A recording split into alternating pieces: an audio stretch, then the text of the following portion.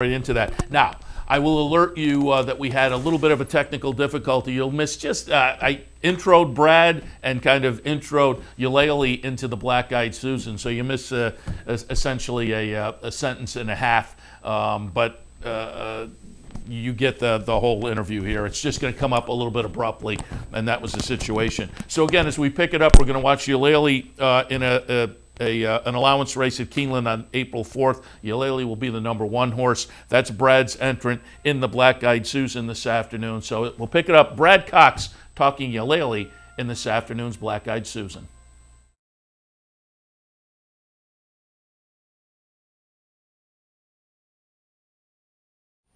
She's doing well. We gave her a little time after her last start in Hot Springs in February. We, kind of pointed for that race there at Keeneland from the end of February, the first part of March. We kind of zeroed in on that race there at Keeneland. She ran really well. Filly that was second to her that day came back and won, I believe it was Kentucky Oaks Day at Churchill. I think it was a pretty good race she came out of. So she's been training well, been pointing for the Black Eyed Susan pretty much since the allowance race there at Keeneland. And, she's got to step up, I feel like, with her figures to be 1, 2, 3, but I definitely think it's possible. Yeah, there are a couple in here as a buyer's guy that she's shooting for, but she's still lightly raced, only 5 starts, and seems to be improving. And I think that's maybe what you're counting on as well. Lightly raced 3-year-old filly who seems to be moving in the right direction. Yeah, that's right. She is, doing well, and like you said, we'll need to step forward, and the pedigree. Hopefully, she can get the little added distance and see how it goes. The Keeneland race, she showed speed, but the fractions were fairly moderate. What's the game plan pace-wise on Friday afternoon? I'll put her where she's comfortable. Just what the instructions will be just to. Joel's never been on her. He's a great rider, great judge of pace. So it'll be up to him, and hopefully she can set a good trip into the first turn and reasonable pace, and wherever she lies, that's fine. Just kind of have her running at the end, and hopefully get a piece of this thing. Sounds good. Let's take a look at a couple other runners on the Friday card and stakes action for you. Another 3-year-old filly race on the card on Friday is the Miss Preakness. This one for the 3-year-old fillies sprinting, and the aforementioned Covfefe will be in here. Lightly raced this one too, only 3 starts, a couple in the 2-year-old season, and then we're going to take a look at the April 6th race from Keeneland for Covfefe. She's going to be the number 1 horse here. Again, this was the seasonal debut, the 3-year-old debut. Give me your thoughts on how she progressed from 2 to 3. Well, she was very precocious last year as a tier. We thought a lot of her. She didn't disappoint us first time out, and then we probably do a little bit too much at her too quick there with willing her back. I want to say that race was back in like 3 weeks in the Frizette. She was a big favorite. Just obviously didn't run to what we expected, and she did come out of the race with a mild setback, nothing major, no surgeries or anything required, just needed some time. So I think we learned a little bit about her that day as far as how far she wants to go. She's have an unbridled mare that would suggest she would stretch out, but she, to look at her physically, she's a very stout filly that might limit her as to how far she wants to go, just her physical makeup. But it's a really nice filly, very, very talented, phenomenal workhorse. So, obviously when they work well, that's how we get a line on them. She's been very impressive of the morning. She came back off the layoff, continued to breeze well. We picked her back up in, I think it was like mid to late January. Got ready really quick, zeroed in on this allowance race opening weekend at Keeneland, and she performed well. Went a little quick early. She didn't break that sharp that day, and Javier kind of shook her up, and then she was pressed by another filly on the outside. She ended up fighting that filly off, going 6.5, and she was able to get it done. I think we're shortening up to 3/4. I think that's probably more what she's wanting to do, and she did draw the inside again, or close to the inside. I think she's in the 2-hole tomorrow in the Miss Preakness, but she's training well, moving great, and we look for a big effort out of her. And she's a very fast filly, and she position early will be important for her. Yeah, and as you kind of alluded to, the chart line in here says hustled up, tested, and it was kind of a gutsy performance down the lane. You have to like that for the seasonal debut. You've kind of hinted at it. Maybe A long-range plan, test at Saratoga? Yeah, definitely a possibility. We'll see what happens on Friday, and it's definitely something we could entertain. Yeah, we don't want to put the cart before the horse, so to speak. But right. maybe we'll look for up there. Certainly, a little bit later in the day, the DuPont Distaff for the Fillies and Mares going 1 1/8. You have My Lady Curlin in here. She's also coming out of a win at Keeneland. We're going to take a look at that April 25th. Short field of only 4. She'll be the number 5 horse in here. A nice ding-dong battle that she wins by a neck. But what was your takeaway from this race, and how's she coming into Friday? Well, she received some good figures out of that race. I think she's, some ground loss around the turns in that race, and like I said, received some good figures. And I think she really stacks up well against this group. It's not a large group. The 1 1/8, she's not been that far, but I think if she's ridden right and she's can set a nice easy trip going into the first turn and she's not pressed very hard, and that ultimately be up to Louis on where to put her. But I think with ridden right, she could get the 1 1/8 supposed to, being by Curlin. She's a very nice filly, very honest. We saw a lot of her from the start. We had her as a 2-year-old. She had some setbacks. We were delayed getting her to the race. She just started. She really just been racing right at it less than a year. I mean, she started last summer, and she's been very, very consistent and very, very hard trying filly that's ready, I think, to take that next step to Stakes Company. And again, talking about My Lady Curlin and the Distaff, and as you say, has kind of run out of conditions, time to try Stakes Company. I have her right in the mix by the numbers. You talked about the number last time. The number 2 back, the Beyer number 2 back down at Oaklawn was even better. So she came out of a good performance at Oaklawn, won at Keeneland. Same with Eulalie. And Derby weekend down at Churchill, I noted when I was in here doing the handicapping show, 10 of the 27 races run Friday and Saturday, Derby weekend at Churchill, were won by horses coming out of Oaklawn. You had a lot of horses run there this year as a handicapping angle. I always think this time of year, the horses coming out of Oaklawn just seem to have an extra level of fitness and seem to run well when they move on to the other venues. Have you found that as a trainer? Absolutely, yeah. There's no doubt the competition's tough at the fairgrounds, especially in the claiming races at Churchill. Seems like the maiden claiming races, and I mean not just those, but they seem to especially be pretty solid as far as they face that similar competition at Churchill.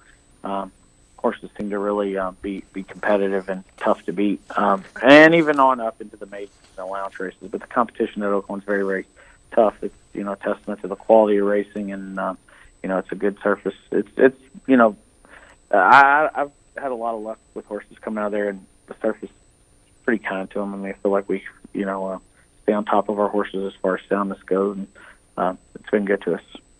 Yeah, as I say, as a handicapper, I've always liked that angle. Last year, it didn't seem to be as potent, but it certainly has been this year, as evidenced again by going back to Derby and Oaks weekend.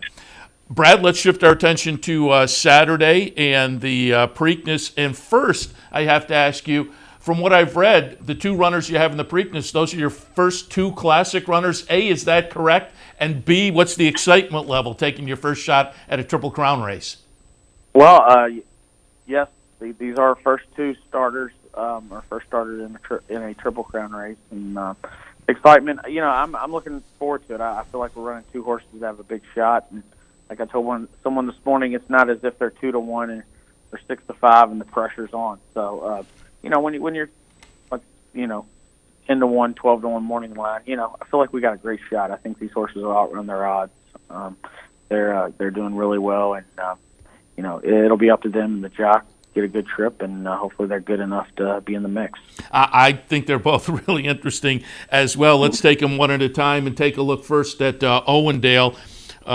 Comes in off a win in the Lexington. That was off a little bit of a disappointing effort in the Risen Star, and from reading some of the articles this week, it sounds like you and the owner talked things over after the Risen Star and maybe refocused a little bit. We're going to take a look at that Lexington win. Owendale will be the number 8 horse in here. Another Twist of Fate runs second.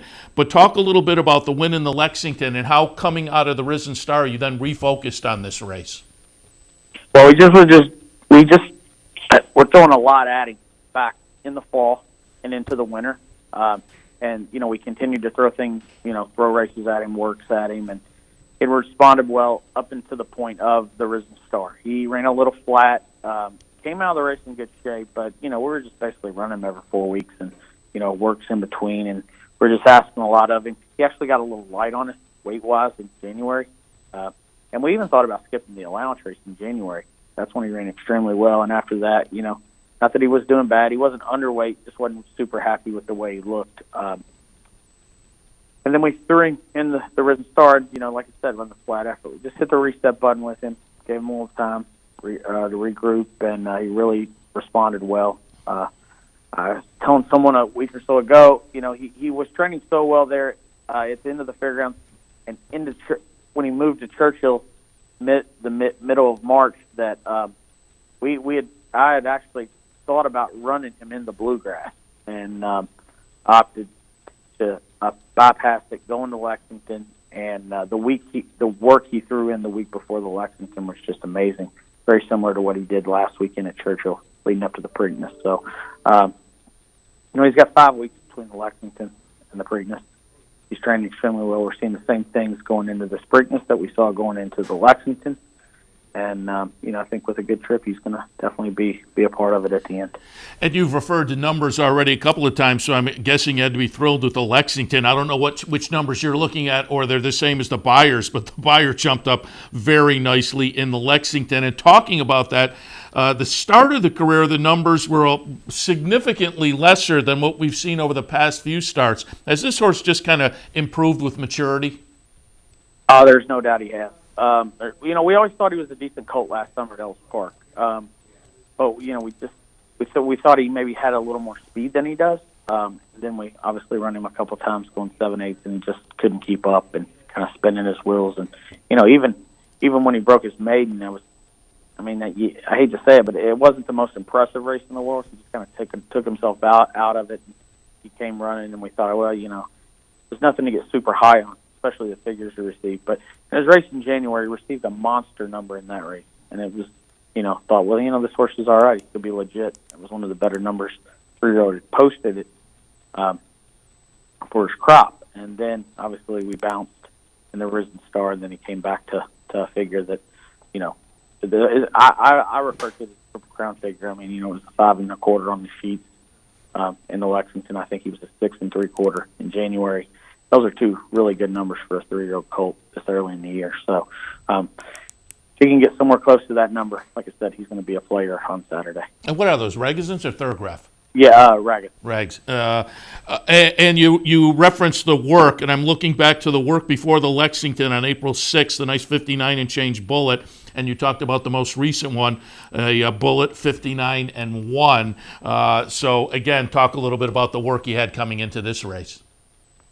Well, leading up to the Lexington, we actually breezed him with a horse, and he breezed well in company, and he received the 59 and change. That was leading up to the Lexington. This past week at Churchill, he's pretty sharp, so I thought, let's just let him go by himself and see how he handles it. And I know he's a pretty honest workhorse, and for him to work the way he did, 59 and 1 out, 12 and 1, 12 flat, whatever it was, to be by himself was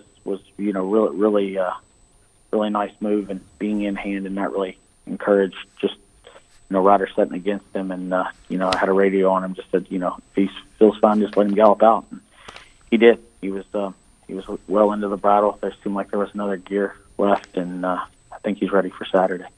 That's Owendale. Let's also take a look at Warriors Charge. You have 2 in the Preakness and Warriors Charge. We're going to take a look at the Oaklawn race. Speaking of horses coming from Oaklawn, April 12th down at Oaklawn, Warriors Charge is going to be the number 4 horse, partly owned by both Marshall Graham and Saul Cuman, 10 Strike Racing in Madaket. Has shown speed in the last couple of starts. What's the game plan? First, talk a little bit about this Oaklawn race. It was phenomenal. And what was your takeaway from this coming into Saturday's performance? Well, both of his races at Oaklawn, his last 2 at Oaklawn, have been very, very strong races. He's a nice horse. It took us a little while to get him going, as far as, to get him to the winner's circle. We thought a lot of him last fall, showed a lot of talent of the mornings. Thought he was a horse that would be able to get it done going short. He was not. we decided to stretch him out. His first time going long, going a mile at Oak Lawn. Just didn't really get out of the gate that well that day, and a couple horses got the jump on us. Just couldn't get there in time. And, we stretched him out and asked him to run away from there. Jose Ortiz rode him 2 back, did a phenomenal job on him. And, we wheeled him right back, ran extremely well again in 28 days. And for a horse to put 2 races like that together showed me that he's a good horse. I mean, these were two big races in a short period of time. I always said, you can run a big race, but if you can come back and do it again in 4 weeks, and, they're a good horse, and he's a good horse, and we really think a lot of him. I was actually preparing for the Sir Barton, and Marshall Graham approached me about trying him in the Preakness. Obviously he was supplemental. They had to supplement him, so it was a big risk. They were up for it. I told them, as far as training the horse, there was going to be nothing different I was going to do as far as preparing him for the Sir Barton as opposed to the Preakness, and they felt comfortable taking the shot. So we're going to see if we can, be a factor on Saturday. Yeah, interesting. Marshall Graham, we've had him on the show up at Saratoga a couple of times, a college professor and certainly a numbers guy, a good contest player, so no surprise that he would want to take a little bit of a shot. And the 2 races down at Oak Lawn, a mile and a 16th, the Preakness obviously a mile and 3/16. How's he going to take to the extra 1/8 of a mile? It's a question mark. I mean, it's just being honest, and I think anyone that looks at the race, it's a question mark. But a lot of these races are won by horses that get the lead. He's going to have to slow things down a little bit. I'm not saying he has to have the lead, but I think given the post, given his running style, I think it's going to be, it's going to be there for him to either take it or set off a horse. That'll be up to Javier, and I'm sure we'll hopefully get a good trip with Javier, and we'll see what happens. But he's a little bit of a hot-headed horse. If you watch his replays, he doesn't really level off, but he really does he does have a high cruising speed and seems to be comfortable. And both of his last 2 starts at Oakland going into the far turn, he went fast and he kept going. So that's what you like to see, and that's what makes good horses. I got him in the mix just off of the Oak Lawn races. Again, I like that angle, and I liked it after watching a couple of weeks ago down at Churchill. So I certainly will play around with the little Warriors Charge, but wish you a lot of luck with both Warriors Charge and Owendale on Saturday. And Brad, before we let you go, just a little update on a couple others. There was a nice article just within the past week talking about Monomoy Girl. Recovering from a little bout of colic and was at Windstar Farm. Liz Crow was quoted in the article that she's looking good and putting weight back on, and it sounds like she'll be under tack shortly in a couple of weeks and then moving back into your stable sometime after that. Yeah, she's doing extremely well. I was actually at Windstar on Tuesday, and she looked phenomenal. Oh, nice. She's moving forward, and we're on the right track. Yeah, and again, you had a phenomenal season with her last year, so we're looking forward to her return. And finally, I just wanted to go back to last weekend and get some I know what your thoughts have to be, but essentially what was the seasonal debut for Arklow, who I've liked throughout his career. He had a start early in April at Keeneland, but lost the rider. So again, the Man of War last weekend at Belmont was essentially the seasonal debut for Arklow. Mm-hmm. Channel Maker, the number 8, as we watch the stretch run, will be the winner. But boy, Arklow comes like a freight train to just miss the number 4 horse, and we see that yellow silk here. You think, how close can he get? But he just misses in here. So again, I'd like your thoughts on this race, which I'm sure was very disappointing, but at the same time, I think you have to feel it sets you up for a great season ahead for Arklow. Yeah, no doubt. It was a huge effort. Very, very proud of the horse.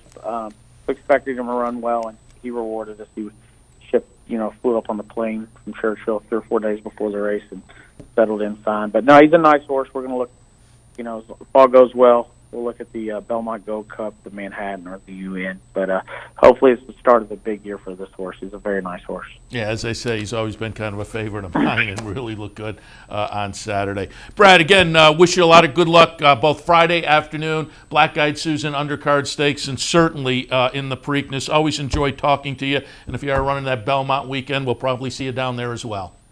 Sounds good. Thanks, Seth. Brad Cox, again, a couple of runners, his first Triple Crown runners in the Preakness, so it'll be fun to see how they do on Saturday afternoon.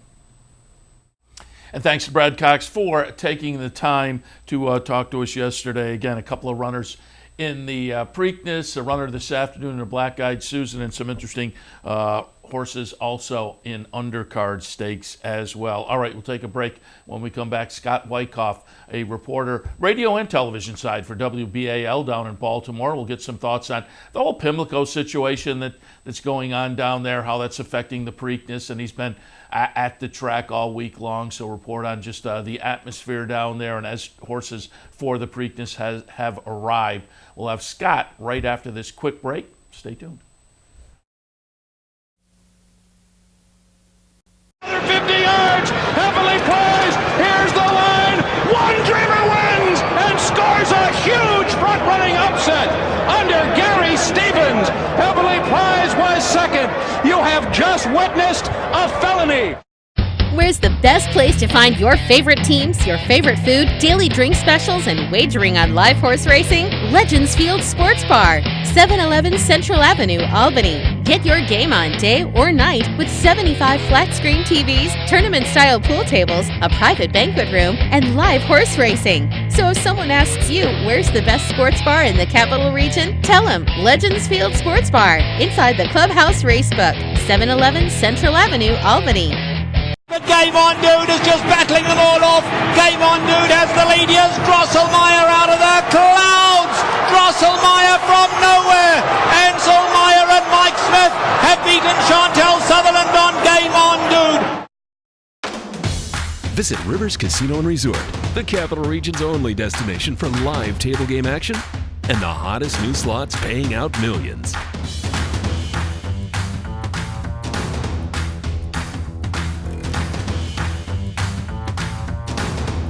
And they're off. Horse betting is now at Rivers Casino and Resort with Capital off-track betting terminals and live tellers located just off the gaming floor at Van Slicks. Get in on all the action at Rivers Casino and Resort.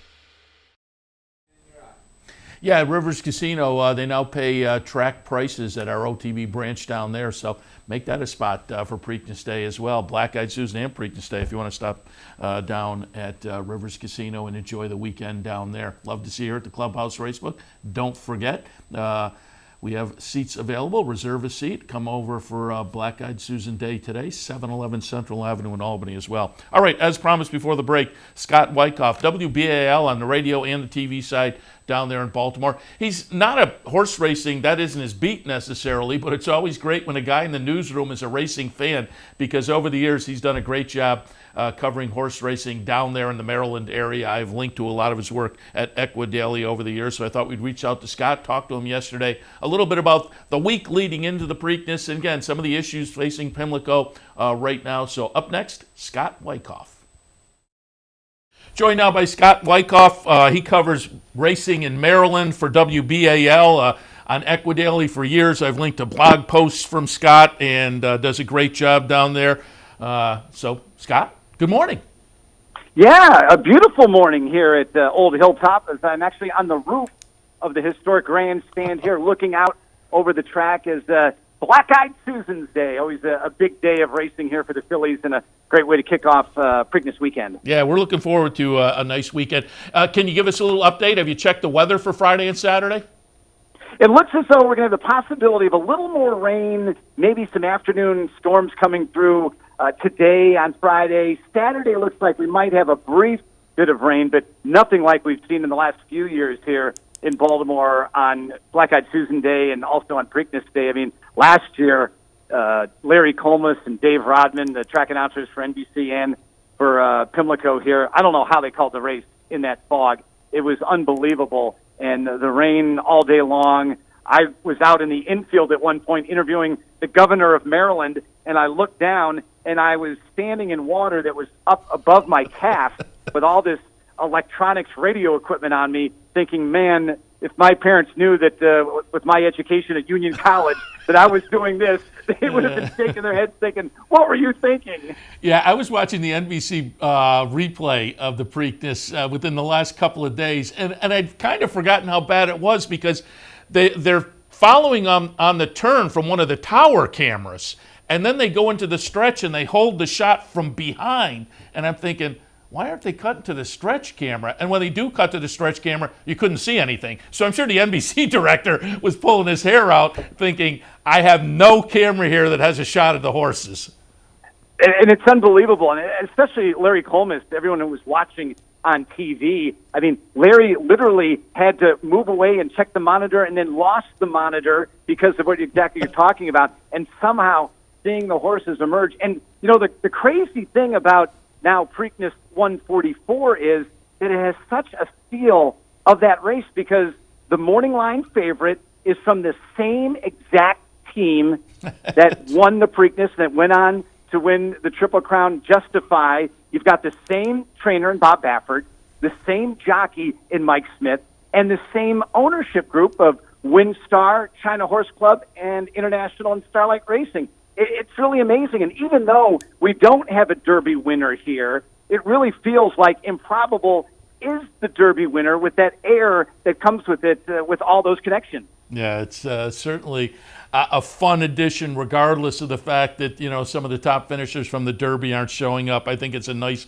competitive, fun field. Let's get to that in a moment. Before we do, you alluded to it a second ago. I was looking up some bio information last night and saw that you were a Union College graduate. So we're now in the studio in Albany, but for years our studio was probably, as the crow flies, well, less than a mile away from Union College. I'm wondering, in your college days, did you ever make your way to a Capital OTB betting branch?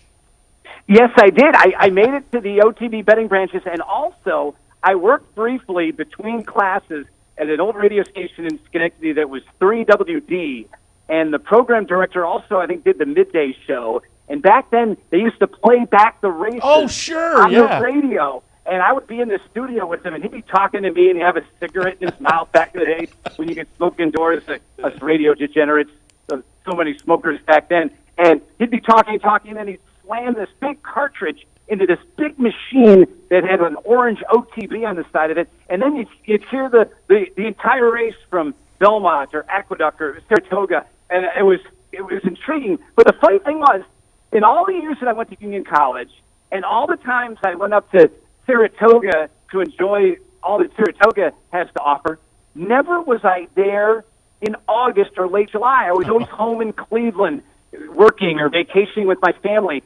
So last summer was the first time I ever stepped on the ground at historic Saratoga racetrack and enjoyed 3 days like you couldn't believe. It was like I had died and gone to heaven. It was such a thrill. It was so exciting, and so exciting that I'm going to go back this year, August 1st.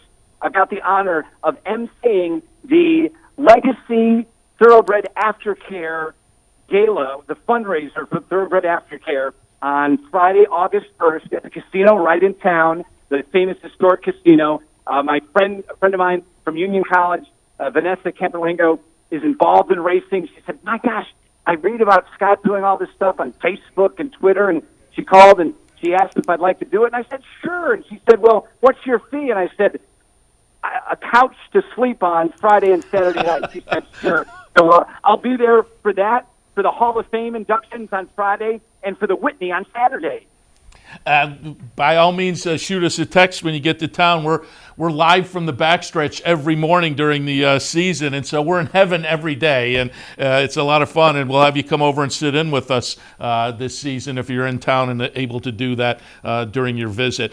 This morning at Pimilco, the Alibi Breakfast, and you and I were talking before we went on the air. You were talking to our friend Steve Bick just before we talked to you.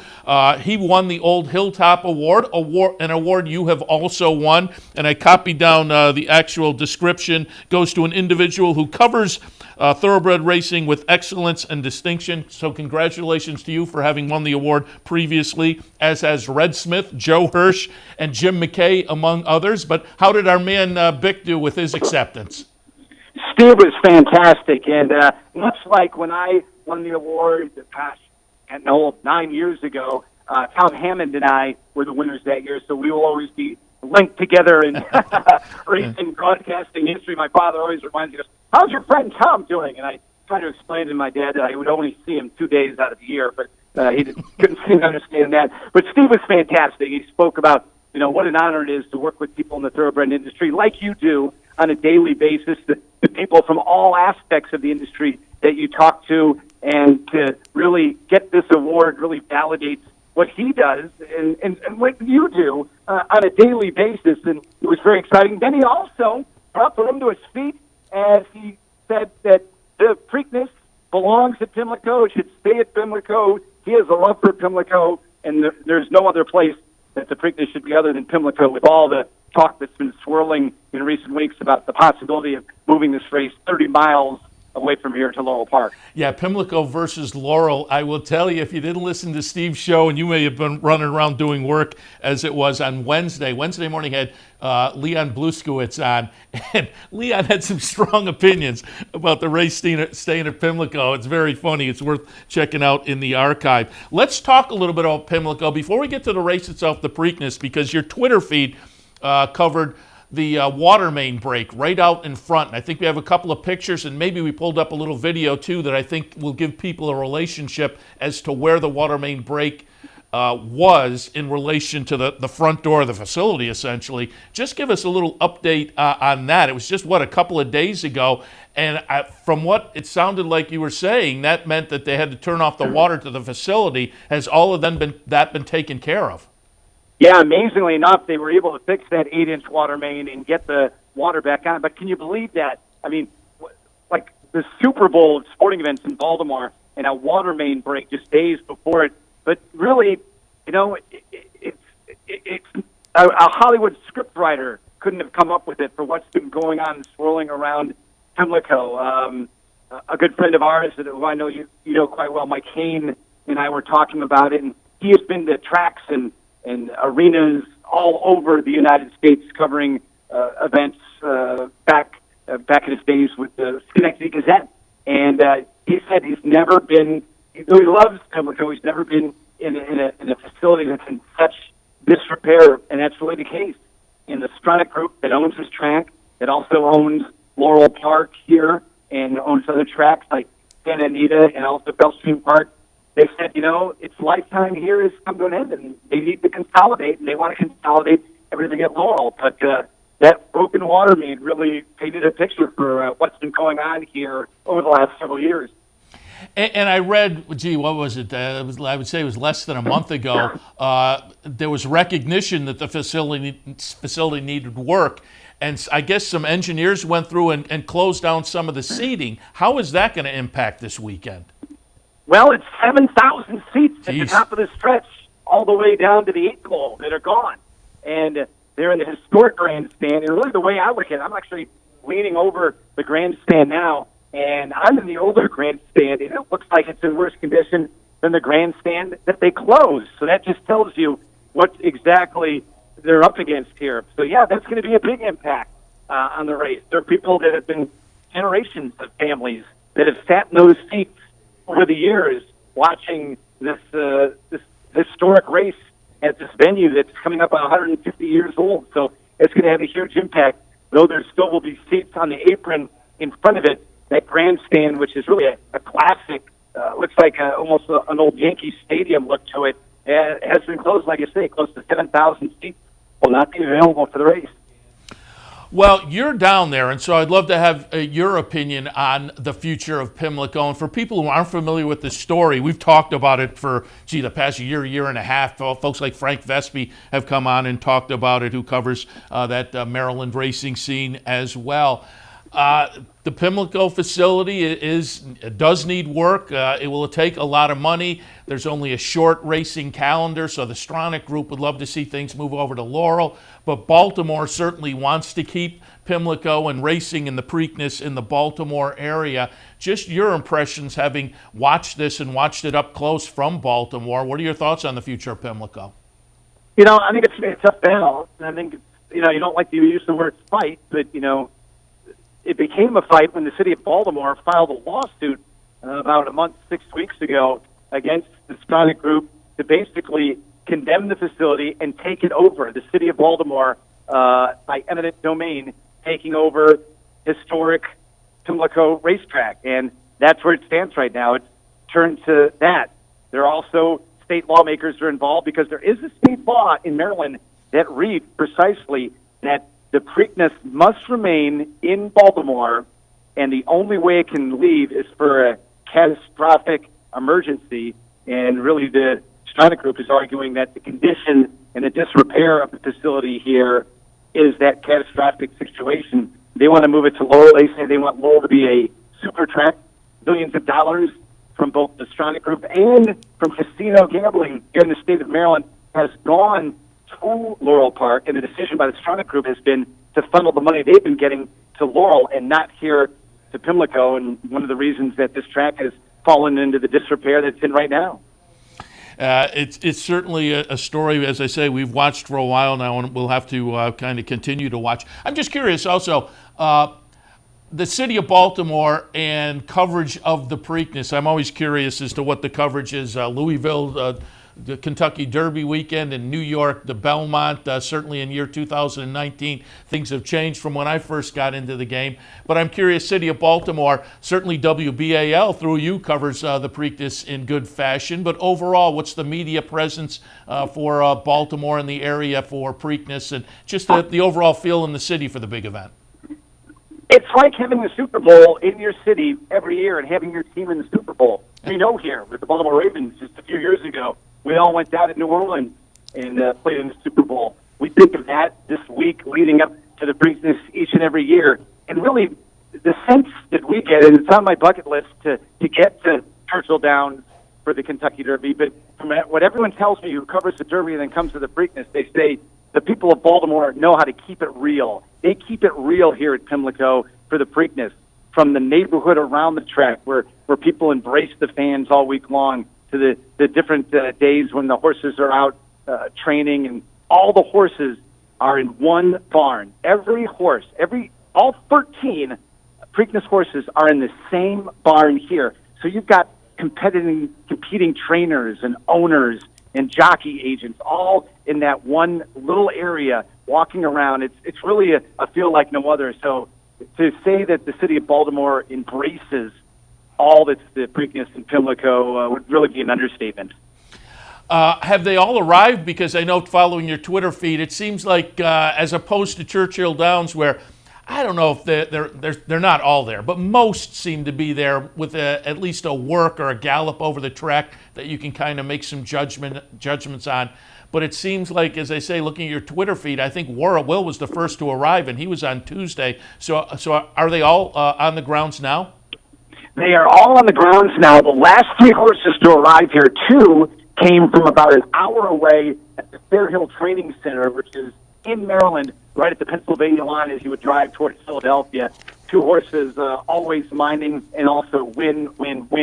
They vanned in, and they are on the premises now. And the final horse is also here. It's the Dale Romans 50-1 long shot Everfast. Dale deciding at the last minute with the ownership group from Calumet Farm to enter the horse in the Preakness. So, yeah, they're all here. But you're right. It's a different phenomenon than the Churchill Downs situations where horses might be there for weeks on end preparing for the race. It's very quick here, and it adds to the excitement because people want to get here to the track and see these horses get out here. And I'm telling you, tomorrow morning, the stakes barn where all 13 of the horses are, it's like rush hour in Manhattan when those horses are moving around that shed row heading out here to the Oval. It really is a sight to see. And as a reporter, commentator, putting stuff up on Twitter as well, talk a little bit about some of the stories that maybe jump out to you. You mentioned Improbable and the connections there. You also mentioned Fair Hill. Kelly Rubley comes over and looks to, I believe, become the first female to win. Mike Trombetta, also based down in Maryland normally, and over at Fair Hill with some of his horses. Another twist of fate for Blaine Wright coming in from Northern California, I think provides another little bit of a storyline. I talked to Brad Cox earlier. The 2 he has in as an up-and-comer, it's unbelievable, but really Monomoy Girl moved him to that stage, and it's when you think about it, it maybe isn't so unbelievable, but these are his first 2 Triple Crown race starters, so he's a little bit of a story as well. What are some of the stories you're looking at? Well, and also War of Will. Who would have ever thought that Mark Cassie's horse, after all that went on in the Kentucky Derby, breaking from the rail in the one hole and then getting out to a pretty good position, then getting cut off right there as it started to make its move.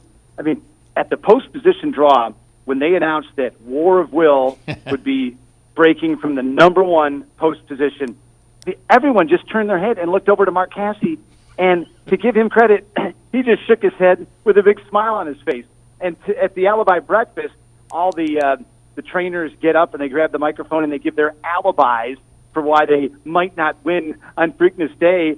And Mark Casse said, you know what, even if I don't really want to enter my horse in the Belmont after the Preakness, he goes, I think I might just do it to see if we can get that rail position, that first post position in all three of the Triple Crown races. Also, you mentioned Win, one of the Maryland horses trained by Mike Trombetta, who at Sweet Northern State came in second in the Preakness that Barbaro broke down in.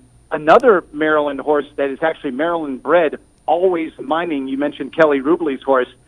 That horse was bred on a farm, I would say about 15 minutes from here at Pimlico, by a woman in her 80s who lives alone on her breeding farm. She breeds 2 horses a year, and when those horses are ready to drop their foals, she calls her neighbor, a woman across the street, to come over and help her, and they both help with the birth of those foals. And if you can believe it, one of those horses that they foaled on her farm just 15 minutes from here, Always Mining, won the Win and You're In Federico Tessio Stakes several weeks ago at Laurel Park, earned a free trip that they've earned with a 6-race winning streak here to Pimlico. And gosh, if I could get down to a winner's circle with Poppet Pitts, and what a racing name that is, Poppet Pitts, if I could see her with a smile, a furlong line at the winner's circle, it would really make my day. Yeah, that does seem like the story of the race, certainly. And I like Always Mining. I think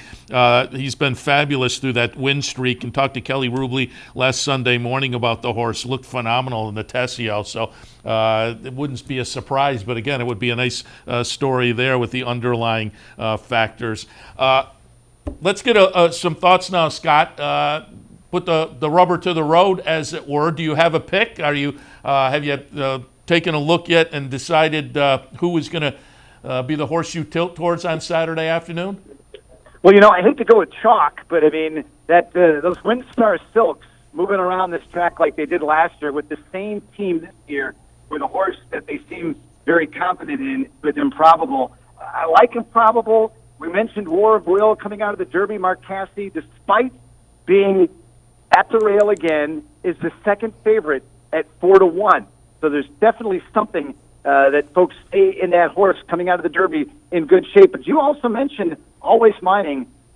Several of the out-of-town trainers that have come here in the last couple of days, we've asked, what horses, the new shooters, are you worried about? And to a person, each of those trainers has mentioned Always Mining. So there's something that they have seen in those 6 straight wins by Always Mining that has them worried, because I don't think to a person that each and every trainer would mention that horse unless it was a legitimate player in this. So maybe on the top of my ticket, find a way to get the favorite in there with Always Mining.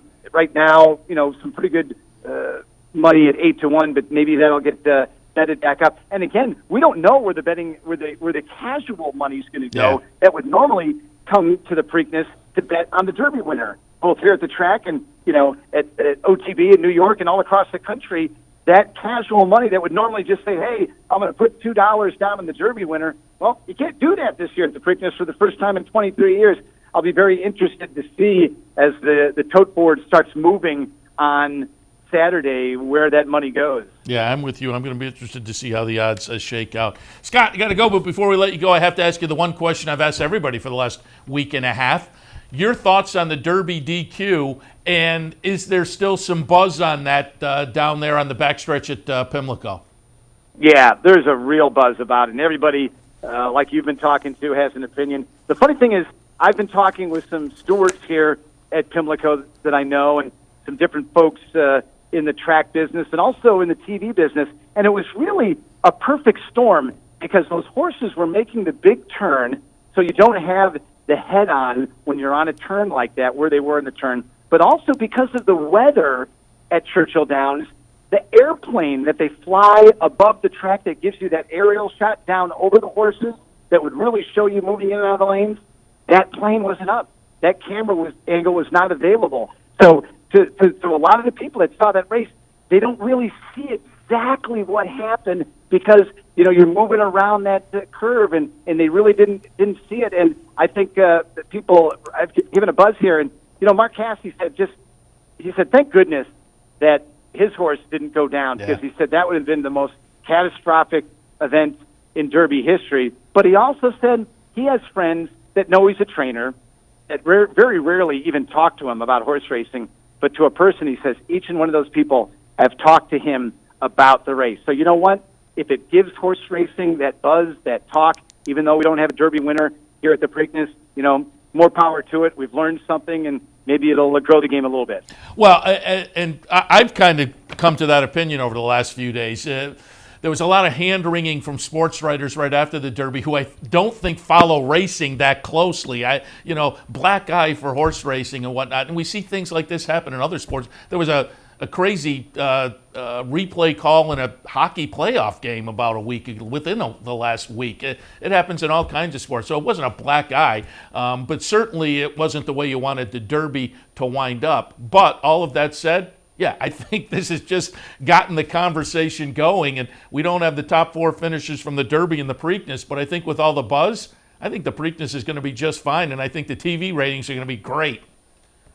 Yeah, I think they're going to be great. I think the handle, I was talking to my friend who handles all the betting windows here at Pimilco, and he seems a little concerned, but I think the handle is going to be up around, if not over, the 90 million than it was last year, because I think this is a bettor's race now. There's a reason that Dale Romans decided on the Wednesday before the Preakness to get his horse here, Everfast, from Louisville, because he sees an opportunity in this race, and I think the betting public is also going to see an opportunity to get some value, to get some sweet action here at Pimlico. Yeah, with a great undercard as well, not only Saturday, but Friday. Really looking forward to it. And Scott, really enjoyed the conversation. And as I say, when you head up to Saratoga this summer, shoot us a text message, and we'd love to have you come sit in with us for a few minutes on the backstretch some morning. Oh, it'll be fantastic. It's such a great thing, and anyone who has it on their bucket list has to do it, because I did it last summer, and it's a game changer. I'll tell you that. It was a real game changer. Everybody says the same thing, and we're there every day. It's easy to take it for granted, but I'll tell you, and a lot of mornings I probably do, but there are also mornings I drive in, and I'm coming up the street that butts right up to the clubhouse turn, and as I'm 3 blocks away, it's in the morning. You see the horses working out. The sun is it's a great summer morning, and so some mornings I take it for granted, but a lot of mornings I'm right with you. I am very lucky to be in heaven, as it were. I'm doing air quotes, but in heaven for the entire Saratoga meet. Scott, again, really appreciate the conversation. All right, good luck to you. Scott Wykoff, again, down there covering Maryland racing on a regular basis for WBAL. Again, appreciate Scott taking the time. Certainly, he does a great job covering that Baltimore racing scene. All right, we'll take a break. We'll come back. We'll wrap things up for this Friday morning special Black Eyed Susan edition of Racing Across America. Stay tuned.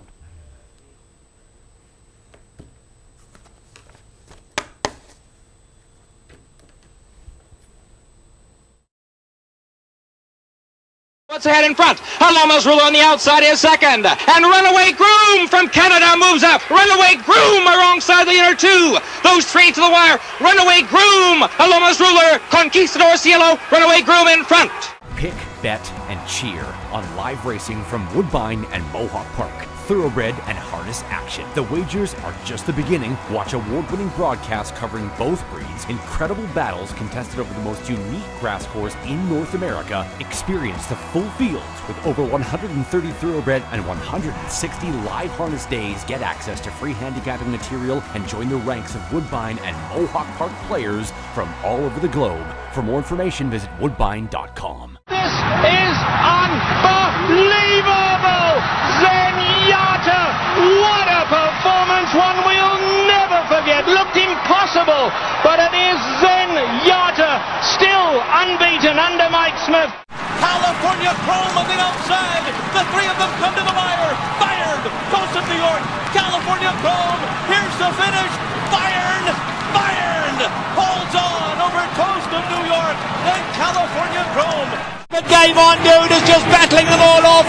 Game On Dude has the lead. Here's Drosselmeyer out of the clouds. Drosselmeyer from nowhere. And Drosselmeyer and Mike Smith have beaten Chantel Sutherland on Game On Dude.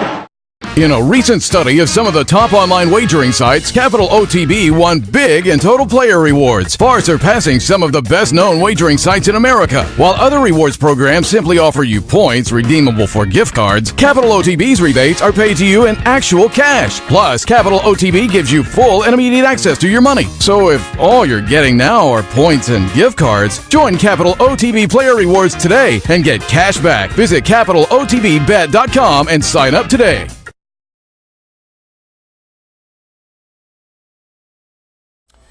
All right, before we wrap up, I wanted to pull up a video that was shot a little earlier this week at Churchill. Our friend Jenny Reese, who we had on a couple of weeks ago, Kentucky Derby week. She was doing some videos that week for Kentucky HBPA. She's continued to do it because a lot of the horses going to the Preakness were training over at Churchill. So she had some nice videos. If you go to the Kentucky HBPA YouTube page, you can pull up just a whole series of videos she did this past week. But one I wanted to show, because we have a couple of minutes before we have to wrap up. John Court, the oldest jockey to ride in the Derby, when he did so a couple of weeks ago on Long Range Toddy at 58 years old. He's back again in the Preakness. He's on Market King for D. Wayne Lucas. And Jenny talked to him just a couple of minutes here with an interview, but I like that he's kind of embracing the oldest jockey mantle, as it were. So up next, John Court. So let's talk about that. Yeah. Well, I had the privilege to ride the Preakness this weekend, but then again, I'll know I'm riding the Preakness, as I've always said. I've coined the term of being in the gate, looking down the track, waiting for the man to hit the button. That's when you really know you're in it. So in the dance. So you always got a chance when you're in the dance, and I am delighted that Mr. Lucas gave me a call and offered me the opportunity to ride the Preakness, and I'm on my way. Can you talk about his last race in the Bluegrass? Well, the last race in the Bluegrass was he set up there and he was in a good position, and I actually had to press him a little more than I initially wanted to, so he just tired down the lane. Did you like being the oldest jockey ever to ride the Kentucky Derby? I did. I loved it. I was having fun with it. Because regardless of the stigma of being old, I don't feel old as obviously everyone does old. I still feel as young as at least early 30s, early 40s. But there's a lot of things I do that even young people, especially these young jocks, can't do. So, that's a whole nother avenue to speak on. But we go out there and try to perform the best we can with what we've got, and give the public what they want for racing, and I'm a big fan of that. I loved it ever since I was young. You might be the oldest to ride the Preakness, I don't know. I know, I actually called and inquired about that, and they're looking into that now, because first thing I heard when I got the call, before even that was secure, I had my plane reservations, I started sending out some information of, hey, who's the oldest guy to ever ride the Preakness? And you never know, why wouldn't I try to roll that on into the Belmont? I mean, this is the stage of my career, these opportunities, you just never know how long they're going to last. I mean, the great Larry Jones told me, John, you better be careful out there. You've only got about 8 or 9 more derbies left in you. And it's like, oh man, now that put some fear in me. Only 8 or 9 left.